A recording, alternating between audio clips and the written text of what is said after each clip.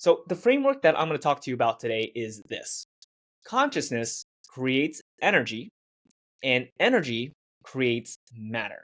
Okay, so follow me here. We understand that consciousness is fundamental to the reality or the framework of reality that we live in. And scientists have been baffled by this idea, by the idea that our brain, our neurons, these chemical connections in our nervous system can actually produce consciousness, right? How is that possible in terms of all of the random things that could have created us, through our evolutionary biology? How did consciousness arise where we were able to perceive and understand ourselves, like me talking to this camera, right? So really, when we look at this, you have to look at it from the framework of quantum physics, which now says that consciousness is the fundamental aspect of this universe, meaning that our physical body is actually this matter, this connection with our brain does not produce consciousness. Consciousness itself is absolute, it's fundamental, which means it comes first. So if it comes first, everything else comes after.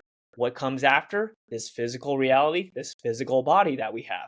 And now is the important connection between those two. So if consciousness is the origin of our experience of life in this universe on this earth, and that creates the blueprint for the physical environment, what's in the middle? In that middle part is what we call energy. Okay, so this potential. So this is very interesting, right? When we understand and look back again at quantum physics, when there is an observer to an experiment, right? Potentiality can exist in two things, right? We understand that it can exist in a wave or it could exist in a particle. When there is an observer in that experiment, right? If you've looked at the double slit experiment, when there's someone observing the experiment, it actually affects the experiment. The wave of potential now becomes a particle, which now has mass, right? Now has what we understand is created in our physical reality. So this is very important to understand because it now goes back to the premise that I'm trying to tell you, which is consciousness. And how do we interact with our consciousness? Through our thoughts and through our emotions, which eventually creates the actions that we take in our real life.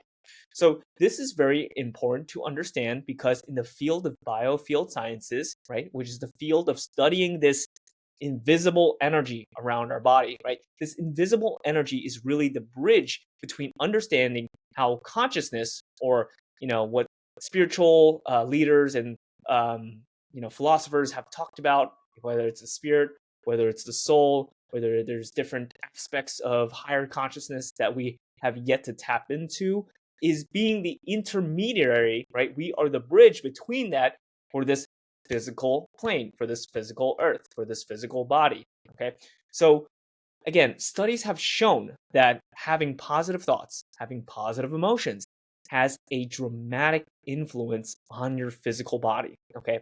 In the field of psychoneuroimmunology, we understand that, having more positive outlooks, optimism, has an immense positive effect on your immune system versus people that are, stressed, anxious, depressed. Their immune markers are much lower, right? They look like they're gonna get sick, which again makes a lot of sense, right? Because we understand that consciousness, right, is the intermediary. It is the fundamental aspect which creates this energy, which eventually affects the body.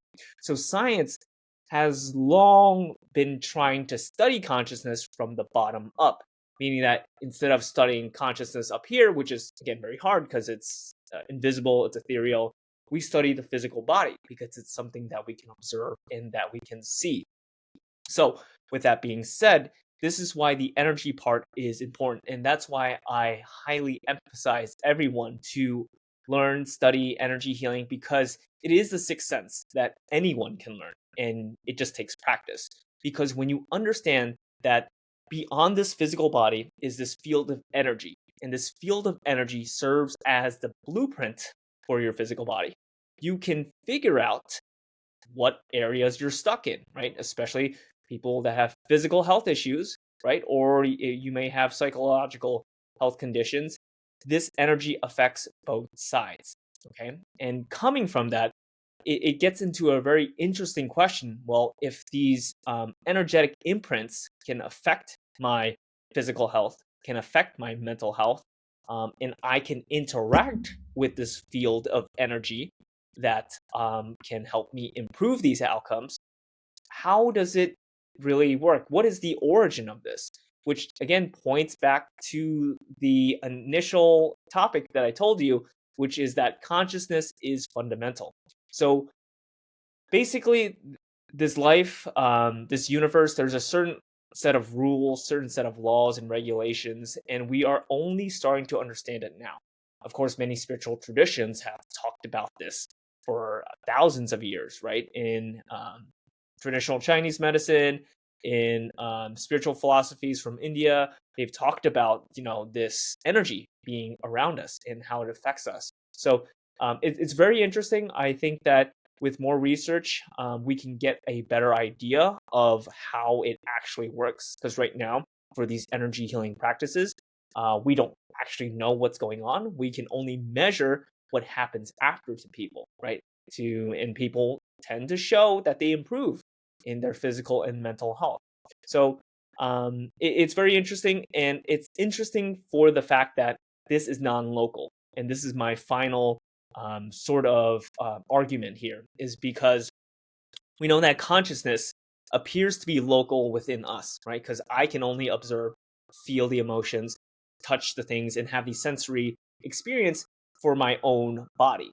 But we understand when we do energy healing practices, someone from another country can send healing energy to another person in another country, and they will show results. They will show measurable differences from between getting started and then after the healing process.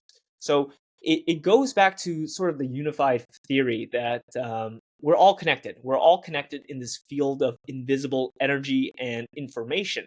And it's almost like we are in a holographic matrix, if you've seen that movie, where everything affects everything else, and that we are living our own sort of story, our own timelines, which gets down another rabbit hole. But with that being said, again, consciousness appears to be the fundamental aspect of reality. Consciousness creates energy, and the energy serves as the blueprint for physical reality, for this body, for our environment, and things like that. Okay, so I hope this video was helpful. I hope it wasn't too out there, but basically, I really wanted to emphasize this sort of waterfall effect because it has such a strong and resilient theme and argument that spans thousands of years to ancient traditions and spirituality, and also is being confirmed by quantum physics. So it's very exciting for me to talk about this and to share it with you, and I hope you found value from this video. If you did, please give a like and subscribe and comment down your experiences with consciousness, because I know for myself, when I do meditation, I definitely do not feel like I'm in my body. Sometimes I feel like I'm connected to a greater source of light and just a greater, deeper level of awareness and consciousness that is, again, non-local to this physical body, to something else that's even greater. So I'd love to hear about your experiences there. That's all for today's video. Thank you so much. Take care, and I'll see you in the next video.